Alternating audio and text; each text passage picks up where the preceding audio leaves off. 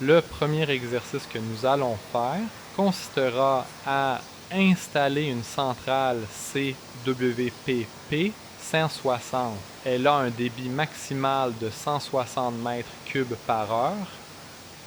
Nous allons installer notre centrale ici, disons, et installer 12 à 15 mètres quelque part dans cette plage, mais les sections doivent être égales. C'est un conduit de 75 mm de diamètre. Et ici, prenons la même distance, 12 à 15 mètres, disons diamètre 90. Nous allons laisser passer l'air ici à un niveau de...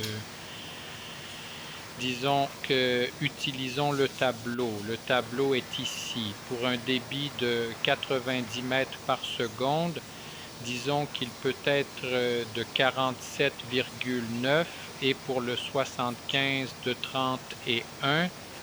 Donc ici, nous allons essayer de régler 50 mètres cubes par heure et ici 30 mètres cubes par heure avec ce débit.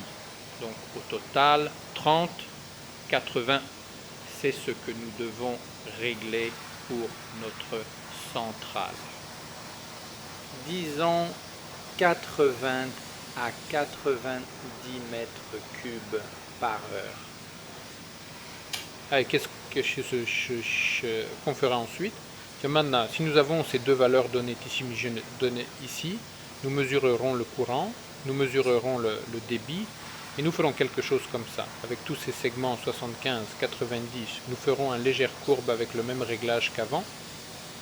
Nous mesurerons les flux à la fin pour le conduit 75 et pour le conduit 90 mm et nous ferons aussi une courbe serrée. Puis une courbe triple sur les conduits 75 et 90. Nous ferons deux telles courbes avec les mêmes flux et nous examinerons simplement les résistances. Nous verrons à quoi cela ressemblera. Ce sera notre premier exercice.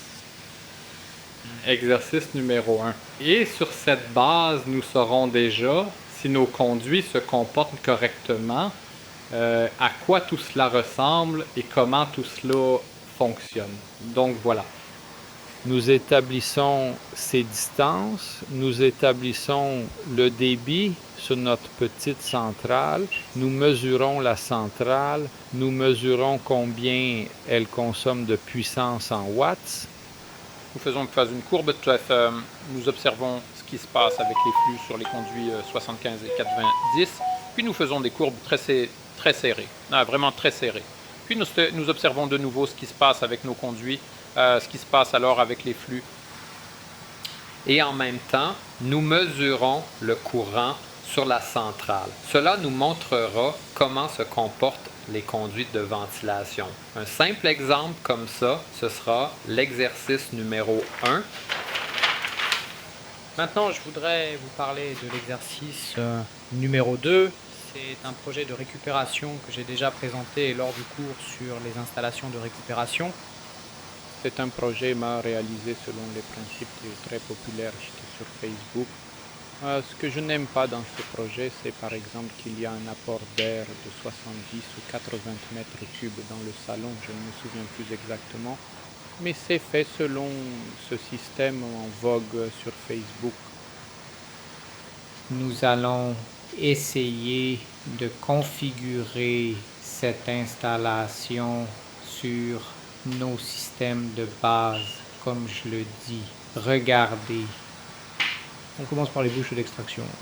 Salle de bain, 50 mètres, cuisine, 70. Cela correspond à notre norme. De même, si j'y a la salle de bain en haut, 50, le dressing, 20. Certains se demandent, clients, si c'est nécessaire dans le dressing ou non. Dans la buanderie, 30, car il doit y avoir au moins un renouvellement d'air. Personnellement, je suis partisan de 2 renouvellements dans les buanderies si elles fonctionnent. Il faudrait même penser parfois à un zonage. Une autre fois, je vous ai montré ce genre de zonage là où l'humidité est très élevée. On peut même installer un diffuseur avec hygromètre et comme ça, disons qu'on règle à 30. Mais quand on a une très grande humidité, l'hygromètre nous augmente le débit d'air qui peut même arriver à 100 mètres cubes. C'est la meilleure solution. Ensuite, nous réglons l'insufflation. Donc, ici, nous avons 50, 100. Ici, nous avons 120. Ça fait 220 mètres sur notre extraction. Et sur l'insufflation, nous avons 30 dans 2 pièces, plus 40. Ça fait aussi 100. Ici, nous avons 70 plus 40, donc nous avons 100. 80, disons, pour que cela corresponde aussi à l'étage, ça nous donne ici 120 plus 120. Donc nous avons 220 d'insufflation. 120 d'extraction, donc c'est compensé. Et ensuite, on prend une centrale, dans ce cas une A300, et on essaie d'installer ça. Nous supposons que nos boîtes de distribution, pour ne pas causer de problème, peut-être que nous ajouterons les distances, des distances standards. Ici, nous avons notre première boîte de distribution, disons pour l'insufflation. Je vais prendre un feutre d'une autre couleur.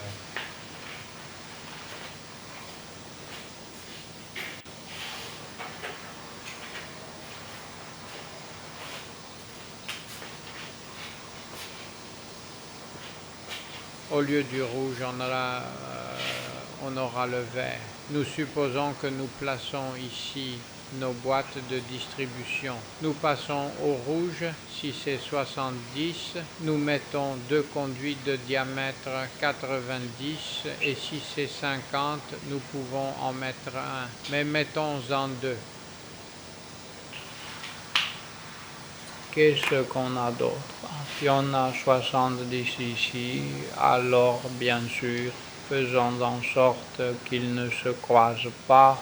On met aussi 2 canaux 90.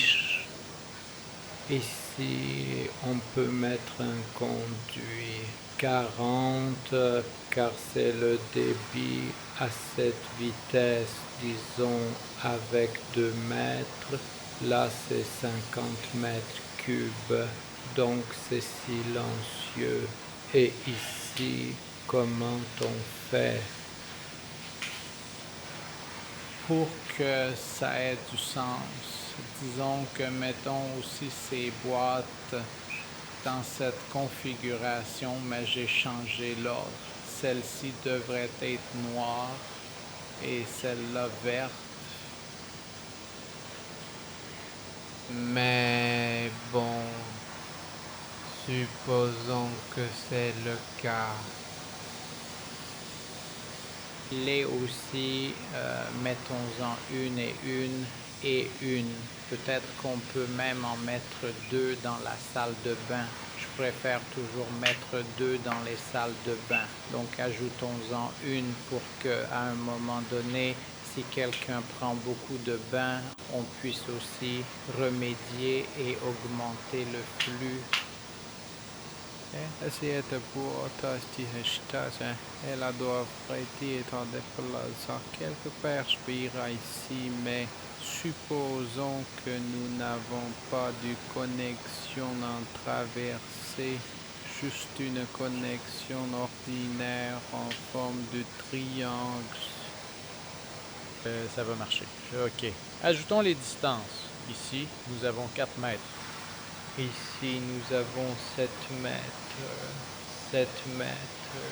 Ici, nous avons 6 mètres. Plus ou moins. Ce n'est pas une question de centimètres. Ici, disons que nous avons 10 mètres. Ici, nous avons 10 mètres. Ici, nous avons, disons, 3 mètres.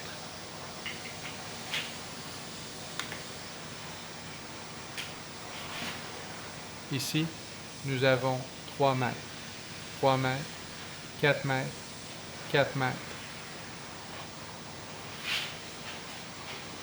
Ici, nous avons 2 fois 3 mètres, 3 mètres. Ici, nous avons 2 fois 5 mètres.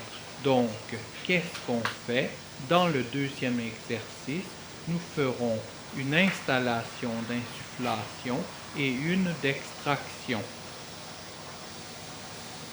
Puis, nous réglerons sur la centrale 220, mais il faut en mettre un peu plus car ces conduits font de la résistance. Donc, on mettra 230 ou 240 dans ces limites et on essayera de régler notre installation en mode insufflation et extraction. Nous allons vérifier, bien sûr, le flux d'air. Nous allons vérifier combien de courant consomme la centrale. Nous le ferons sur une centrale similaire à A300. Nous le ferons éventuellement sur une autre, sur une CWP. 500 ou 360. Nous allons le faire, Jean-Amé.